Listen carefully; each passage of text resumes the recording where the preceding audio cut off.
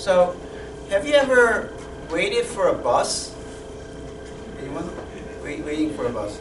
We don't have a bunch of good public systems, transit systems, so you might not have had such an experience. But like hypothetically, let's say you're in a countryside where you know that the bus is coming, but they are very irregular. It's like this is very, very poorly managed. Right? Now, what it means is that you just have no idea when the bus will arrive. So let's say you hurried up to the bus stop and just realized that a bus just passed by. Okay. Now, is that going to increase the chance that you're going to get a bus soon, or decrease the chance that you're going to get a bus soon? Decreasing.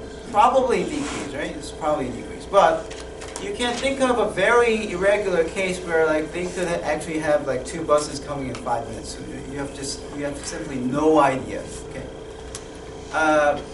If you have such a situation, that's what's called the memoryless property. Knowledge of what happened before is not going to be able to tell you what's going to happen after. Now in physics, something like this does occur. So for example, if you're looking for isotropic elements suddenly changing, so what's like that? So you have C14. What's carbon 14? Like carbon with something that has extra neutrons. So if you leave a carbon 14 for a long time, then it changes to a nitrogen, right? Nitrogen, I think that's right. Yeah. Okay. This is sometimes when I get a little nervous when I'm being recorded, but that's fine. I think I'm right. Okay, so you get nitrogen, and you ask the following: oh, out of this very big solid, where some of the carbons are C14, I just observed that there was one carbon 14 that changed to nitrogen, and I guess that's because that it emits some kind of rays and you can detect it or something. Okay? And then you can ask, okay, what's the next time that I'm going to observe another change from C14 to nitrogen? And the answer is, well, having observed something happening right before, it doesn't really guarantee. You don't know what's going to happen afterwards. Okay? So that kind of thing really appears in physics. Another case is you have some real life things also have memoryless property, but loosely, like things like the lights. If you have a bunch of lights in an office, if one lighting fails, what's like the next time that you're going to see another lighting fail? Well, they have shelf life, so it's not really the memoryless type, but if some things break apart much faster than the shelf life, then those occurrences, they follow the memoryless properties somewhat. Okay? So the reason I'm bringing this up is because there's a name for such a distribution. It's called the exponential distribution. And what I'm trying to say is the following. The probability, let's say for the first t seconds, no such appearance happens. So it's like if you're waiting for the bus, you waited for an hour. Okay? Does that mean that the chance of finding the bus in the next hour is any different? Does it increase or something? And sadly, in a memoryless property case, that doesn't do anything. So the way you say it is like the probability that you're going to observe this x at s plus t is going to be not any different than probability of x bigger than s. Okay? So this being happened before is not going to affect. It's just whether something happened or not, it doesn't tell you anything about change in the probability. The probability doesn't change, in other words. Okay. And then there's this formula for conditional probability, which is that probability of A under condition B is probability of A intersect B under probability B. So there's this formula there, and then if you take that and you apply this formula, it's like probability of both happening is just this,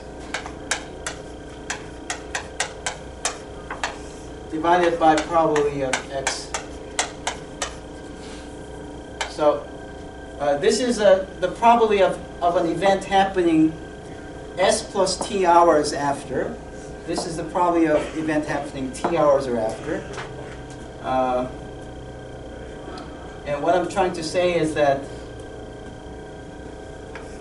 X bigger than S plus T and X bigger than T is the same thing as X bigger than S plus T. If X is bigger than 3 and X is bigger than 2, it's the same thing as saying that X is bigger than 3. And that's how inequalities work, right? Yeah, if they're both bigger, then you just go for the bigger one. It's the same thing. And this end corresponds to this intersection, so that's why the top doesn't have this intersection. I've already computed the end intersection between these two intervals and got this. So that's what I have.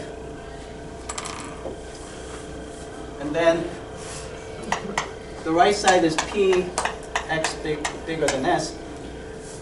So now let's do the following. We're just going to pretend that Y of X is this probability X bigger than X.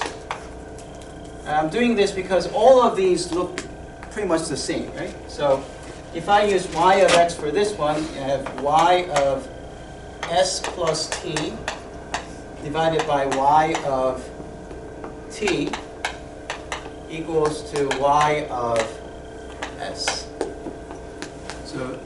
So if we have a probability distribution that follows such a thing, then this has to hold for all positive S and T. Okay? Now how are we going to find all such functions? It turns out that there aren't many. Let's do this. Multiply this over to this side, and you have Y of S plus T equals to Y of S times Y of T. And we differentiate both sides by T.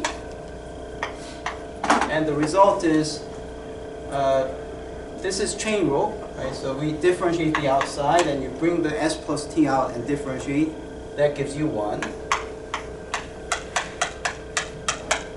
Y of S has nothing to do with T, so it's just Y of S. And you're differentiating Y of T by T, so that's Y prime of T. Now we plug in T equals to 0. And because T is 0, here's what we get. We get Y prime of S equals to Y of S equals to Y prime of 0. Now Y prime of 0 is some constant, right? So let's just call this K. And therefore we have Y prime. I'm not going to write S. It's just we have Y prime equals to K times Y. Okay, what's that? That's a differential equation whose solution is an exponential function. Isn't that right? What's the solution? Y is some constant times e to the kx, right? Ks, but kx. So that's going to be our probability distribution. And not the probability distribution, but it'll be from t to infinity. So what happens is that your CDF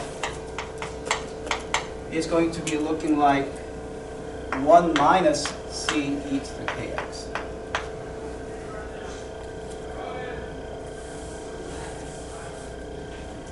Now, if k is positive, this is going to increase so that 1 minus this will be decreasing, but that can't be good. CDF has to always increase. So we know that K has to be equals to negative lambda for some positive lambda. And furthermore, if you insist that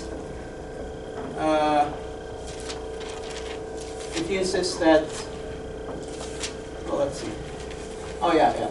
So if you insist that this is your fx, right?